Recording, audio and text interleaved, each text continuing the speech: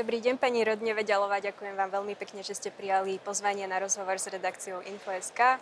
Keďže dnes máme obmedzený čas, tak by som vás chcela poprosiť rovno k veci a teda rovno by som sa opýtala niečo k aktuálnemu dianiu. Európsky parlament dnes rozhoduje o tom, či Ursula von der Leyenová zotrvá vo funkcii predsedničky Európskej komisie. Hlasovanie je síce tajné, ja by som sa vás však napriek tomu rada opýtala, či ju podporíte. Ja spolu s mojimi kolegami zo Smeru sociálnej demokracie, ale takisto aj s kolegom z Hlasu sme sa o tom veľa rozprávali a naša pozícia je už verejne známa, že my nepodporujeme pani Ursulu von der Leyen, aby pokračovala v pozícii predsedničky Európskej komisie. Máme na to samozrejme viacero dôvodov a dnes nás nepresvedčila. Napriek tomu, že mala takú poslednú šancu, práve tým prejavom, na ktorý všetci čakali, ale nevyužila vôbec žiadnu možnosť, rozprávala zase len také frázy, nevysvetlila tie pochybnosti, ktoré nad ňou visia, pochybnosť z korupcie pri nákupe vakcín, tzv. Pfizergate. Včera rozhodol Európsky súd o tom, že nebolo dostatočne vysvetlené, čo sa všetko dialo, ako tieto nákupy prebiehali, čiže máme viacero dôvodov neveriť jej a že to podozrenie z korupcie je naozaj veľmi vážne. Takisto, čo sa týka politiky, pani Ursula von der Leyen nebola tou predsedničkou komisie, ktorú by sme si my prijali. Málo robila pre ľudí, málo hovorila o ľuďoch, málo hovorila o sociálnych témach, viac sa zaoberala práve tým Green Dealom spomínaným veľakrát aj na Slovensku. Dokonca zelení označujú najviac environmentálnu predsedničku komisie, napriek tomu, že pochádza z frakcie ľudovcov, že je najviac prozelená, čo pre nás zelení je argument takisto, aby sme ju podporili, pretože my vidíme, že tie zmeny, ktoré boli navrhované aj v Green Deale, nie sú úplne správne, dotýkajú sa ľudí veľmi negatívne a že sa nerobia akoby dopadové štúdie na to, ako tieto zmeny môžu ovplyvniť nielen poľnohospodárstvo, ale všeobecne život ľudí aj na Slovensku. Takže je tam veľa dôvodov a ani ten dnešný prejav nebol na to tak dostatočne dobrý, aby sme zmenili svoj názor, takže my budeme určite hlasovať proti. Určite je teraz aktuálne aj dianie v súvislosti s rozdelením poslancov do frakcií. Ja by som sa vás chcela opýtať, že keďže aktuálne poslanci Smeru pôsobia v Európskom parlamente ako nezaradení, chcem sa spýtať, že či rokujete aj s frakciou socialistov a prípadne, či vám ponúkli nejaké podmienky na to, aby vám obnovili členstvo v nej. My rokujeme samozrejme, chceli by sme sa stať súčasťou frakcie socialistov, ako sme deklarovali viackrát, alebo teda sme mali takúto snahu. Diskusia momentálne je pozastavená, pretože nedohodli sme sa na takých podmienkach, ktoré by sme boli ochotní akceptovať z obidvoch strán. Takže to uvidíme, ako bude pokračovať po letnej prestávke. Momentálne sme nezaradení, nezávislí poslanci, ktorí sme vo frakcii, alebo teda v takej skupine nezaradených poslancov, ale môžem povedať, že nie je to tak, ako naši niektorí kolegovia rozprávajú, že nemôžete nič robiť, alebo že ste tým pádom nejak nedôležití, pretože práve vďaka tomu, že aj Smer je v Európskom parlamente už viac ako 20 rokov, dostala Monika Beňová funkciu, ktorá ešte v Európskom parlamente nebola nikdy daná nikomu z nezávislých alebo nezaradených poslancov a stala sa vlastne členkom konferencie prezidentov, kde sú len predsedovia frakcií v Európskom parlamente, takže Monika zastupuje nezaradených poslancov v tomto zoskupení a budeme mať možnosť vlastne ovplyvňovať aj získavať informácie práve pri tom, kde sa to naozaj kuchti, kde sa naozaj varí to, čo bude Európsky parlament robiť, takže myslím, že to je tiež také ocenenie tej roboty a uvidíme, ako to všetko nakoniec dopadne. Takže rokovania so socialistami sú pozastavené, tak sa opýtam ďalej. Rokujete napríklad aj s patriotmi Viktora Orbána? My sme s nimi mali jedno stretnutie, na ktorom sme im vysvetlili, že pre nás patrioti nie sú nejakou možnosťou, vzhľadom k tomu, že nemáme problém s niektorými tými stranami, ktoré tam sú a samozrejme prirodzene, keďže sa nachádzajú alebo sú z nášho regiónu a máme podobné názory na niektoré veci a vieme spolupracovať a pre nás je hlavne spolupráca Vyšehradskej štvorky veľmi dôležitá. Vieme nájsť spoločné témy, ale nemôžeme ísť do frakcie, v ktorej je pani Le Penová a pán Wilders, čo sú naozaj extrémne pravicové strany, ktoré sú okrem toho, že sú protieurópske, majú naozaj niektoré veľmi extrémne názory, niektoré až také nie úplne v súlade s ochranou ľudských práv. A teraz v tomto roku máme 80. výročie Slovenského národného povstania a niekto, kto popiera holokaust alebo kto je proste taký až fašistický v niektorých svojich prejavoch, nie je pre nás momentálny partner určite. Takže vylúčujete členstvo u nich? Áno, vylúčujeme členstvo v Patriotoch, pretože kvôli týmto dôvodom, ktoré som povedala. Chcela by som sa ešte opýtať, že či pri presadzovaní legislatívy v Európskom parlamente by ste si vedeli predstaviť spoluprácu napríklad s poslancami, ktorí boli zvolení zo Slovenska za Progresívne Slovensko? Uvidíme, aká legislatíva bude na stole.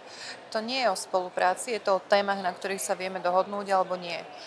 Veľmi dobrý príklad, aby to ľudia jednoducho pochopili, je napríklad podpora jadrovej elektrárne alebo jadrových elektrární jadrovej energie.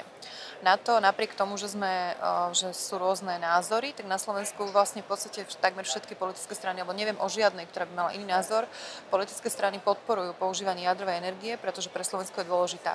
To ale neznamená, že spolupracujeme s nejakou opozičnou stranou, len proste máme rovnaký názor na tie veci.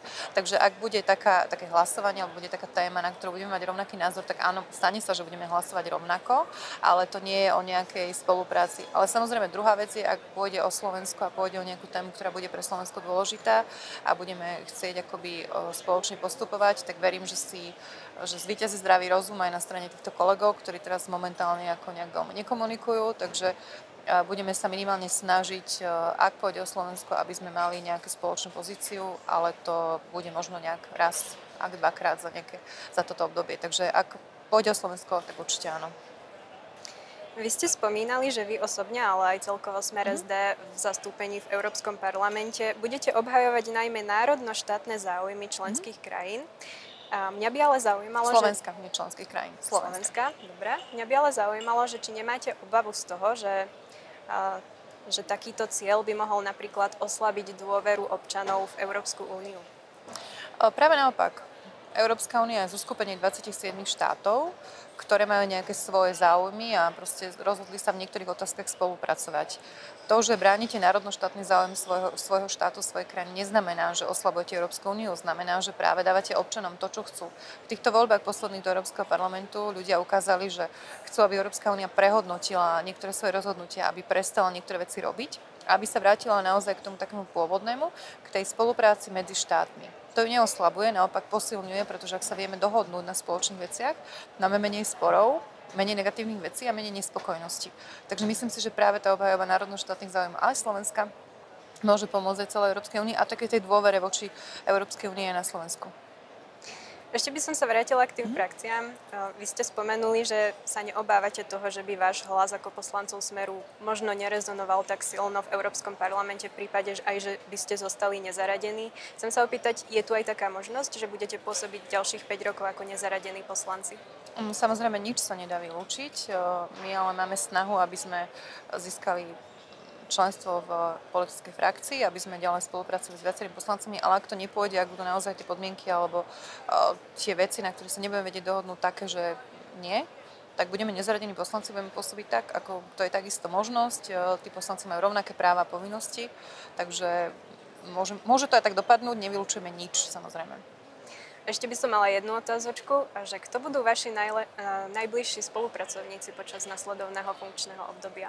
Určite to budú kolegovia, ktorí budú so mnou vo výboroch. To znamená, že ja by som mala pôsobiť vo výbore pre poľnohospodárstvo a regionálny rozvoj, čiže v týchto dvoch.